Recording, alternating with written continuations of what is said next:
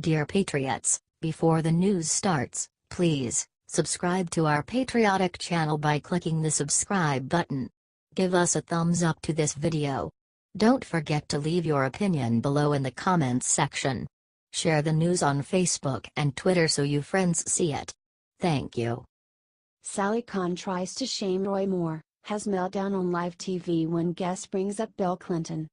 Democrats and establishment Republicans did not succeed in getting moderate Republican Luther Strange to defeat faith-first rock-solid conservative Roy Moore in the Alabama Senate special election primary. Now they have decided to move to the nuclear option, that of trying to create a sex scandal about Roy Moore to defame him and weaken his candidacy. However, liberal CNN reporter Sally Kohn's arguments against Moore fell flat during a recent broadcast when a conservative brought up the shameful exploits of left-wingers hero Bill Clinton. During CNN Newsroom with Brooke Baldwin, Kohn tried to extend the attack campaign against Moore to President Donald Trump, saying that the Republican Party already shot itself in the foot by not distancing themselves from Donald Trump when 11 women made similar, adult women at least made allegations against him and he himself bragged about sexually assaulting women. That's when former Trump campaign advisor Jack Kingston dropped the bomb on Sally and made her look like a giant hypocrite, stating, "Sally, I wasn't going to bring up William Jefferson Clinton, but I never heard." She interrupted him, saying, "Oh, I had a feeling you were." He went on, "Well no, I wasn't going to go there. I was actually going to stay with Harvey Weinstein and Bill Cosby, but since you brought it up, where were the Democrats denouncing him?" That's when Sally started to melt down, saying, "Jack, the difference between Bill Clinton and Donald Trump is Bill Clinton was impeached. So we aired that one as a public. And also, he's not currently the president." Jack's hot back, "He was impeached for perjury." Rambled a stammering Sally, "Listen, this is fine. I'm fine watching this Roy Moore thing go down. Because with condolences to the poor statesman, of course, the women who he has abused and made suffer, we are watching the destruction of the Republican Party before our very eyes. They are doing themselves systemic damage for generations. And I'm going to be honest, I'm here for it. Are you glad he shut down this liberal hypocrite?"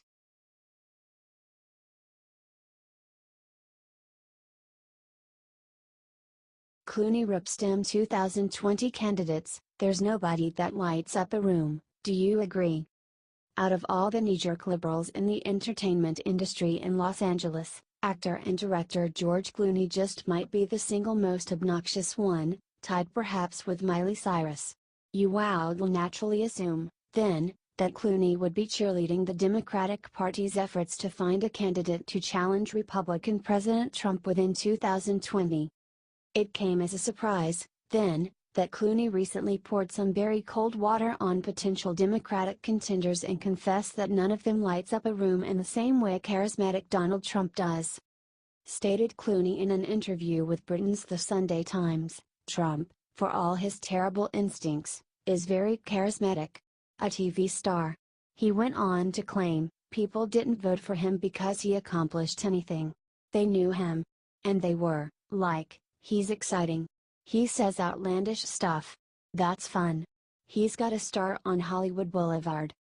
He then described his frustrations with Democratic politicians, saying, "I sat with the Democratic committee and said, you guys keep coming to us for money, but you don't come to us for the one thing we know how to do, which is make a poster that steals opening weekend. But we don't have a good Democratic candidate yet. We don't have anybody who lights up a room." Clooney added that, like Trump, you need someone who can light up the room. You need what Barack Obama had. He showed up and you went, "That guy speaks to my voice." George further slammed Democrats by saying, "Democrats in general are very passive. In debates, the Republican will go, 'That guy's bad, and that guy's good.' And the Democrat will say, 'Well, I understand what you're saying, because your parents were alcoholics, and the reality is that you need people who go, that's good. That's bad.'" Are you surprised Clooney was willing to be so honest about Democrats' weakness compared to Trump?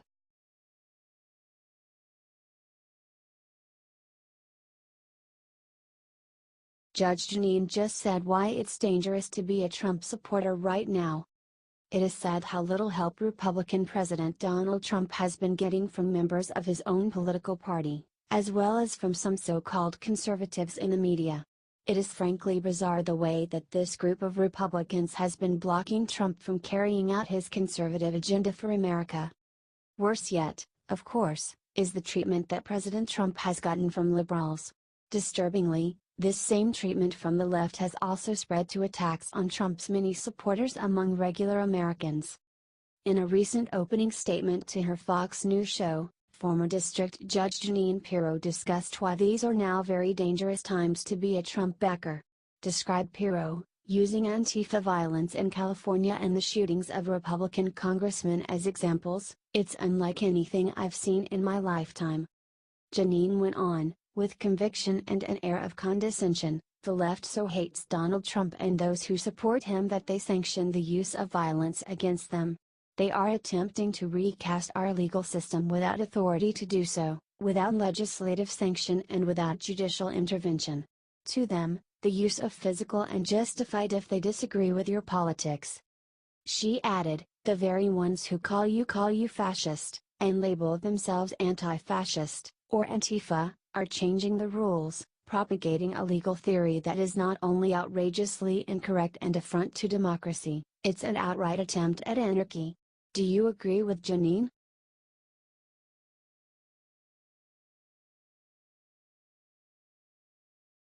Black professor just said his children can't be friends with white people because of Trump.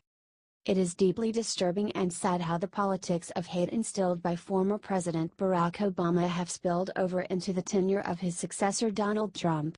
Obama encouraged Black Lives Matter and other extremist groups, and it has since snowballed into racial divisiveness that may take decades to cure.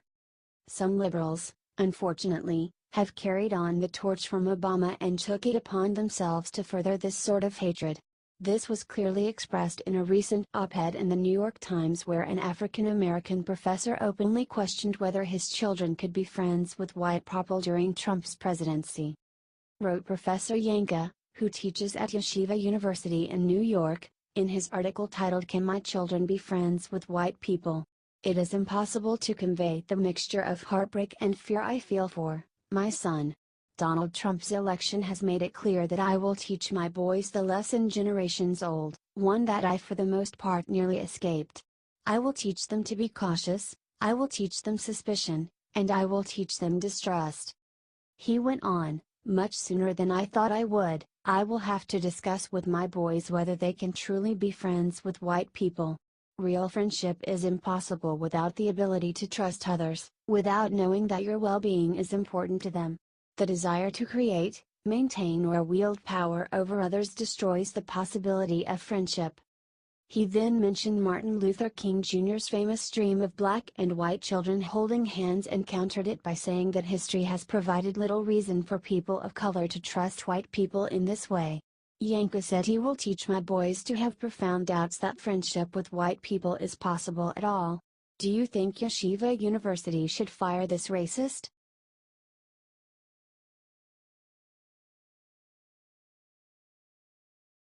Breaking: one of Roy Moore's accusers was caught working for Hillary. The liberal media has been making sexual misconduct allegations against Republican Senate candidate Roy Moore for people he supposedly dated more than 30 years ago, and the timing is a little bit suspicious. The media is claiming that the allegations are not politically motivated, with the aim of Democrat Doug Jones scoring an upset in the Alabama special election. However, some deeply suspicious information came out when it was revealed that one of Moore's accusers formerly worked for Democrat Hillary Clinton.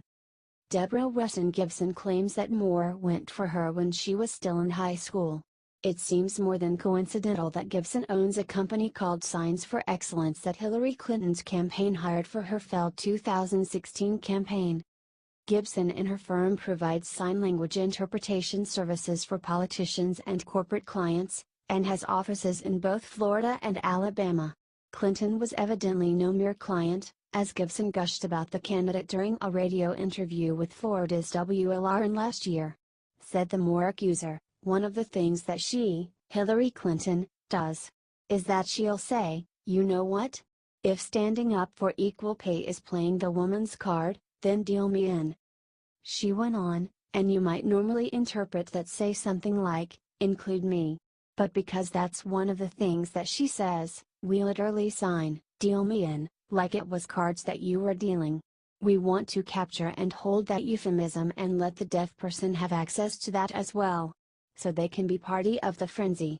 Do you think it's highly suspicious that this Roy Moore accuser worked for Hillary?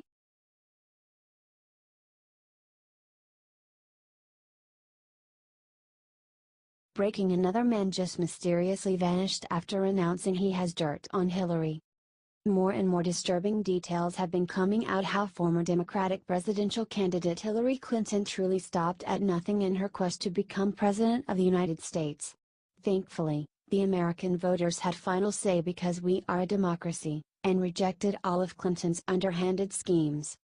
On the heels of ex-DNC interim chair Donna Brazile's revelations about how Hillary rigged the Democratic primaries against popular Bernie Sanders comes another, more frightening story about an action Hillary and her associates may have taken to try to save her skin.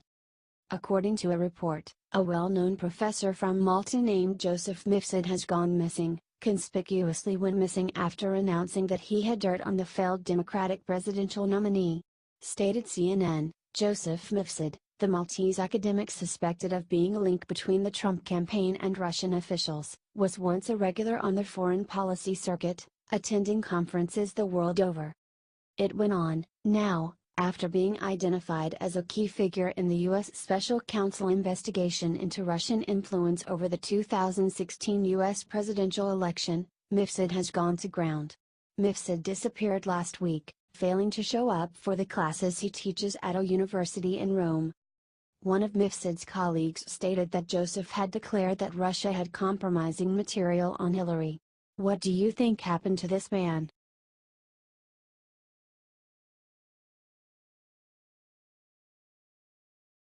President Trump just put China on notice. I am always going to put America first. The stakes were certainly high for President Donald Trump for his ambitious trip to Asia. After all, he had to deal with the mounting threat that China poses to America's geopolitical superiority. Beyond this, of course, is the pressing issue of North Korea's nuclear program, which has some support from China. Thankfully, President Trump did not disappoint, delivering a powerful address that made China and others in Asia know exactly where he stands and what he intends to do for the American people. During the Asia-Pacific Economic Cooperation Summit in Vietnam, Trump declared, "We are not going to let the United States be taken advantage of anymore." He added, "While we lowered or ended tariffs, reduced trade barriers, other countries did not open their markets to us. The current trade balance is not acceptable." Trump went on, "I am always going to put America first, the same way that I expect all of you in this room to put your countries first." Jobs, factories, and industries were stripped out of the United States and out of many countries in addition. And many opportunities for mutually beneficial investments were lost because people could not trust the system. Pointing a finger at China, the president said, "We can no longer tolerate these chronic trade abuses. And we will not tolerate them." He also slammed Obama, saying, "I wish previous administrations in my country saw what was happening and did something about it. They did not, but I will. From this day forward, we will compete on a fair and equal basis. We are not going to let the United States be taken advantage of anymore." Are you glad Trump said this?